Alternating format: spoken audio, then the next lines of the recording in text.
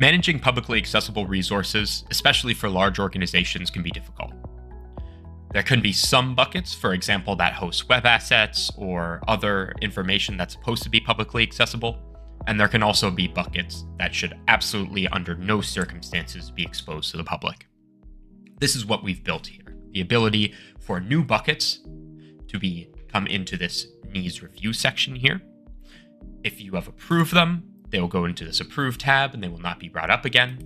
And if they're in violation, for example, if we discover a new S3 bucket that was recently made public, but it contains sensitive information, that will show up in the in violation tab here.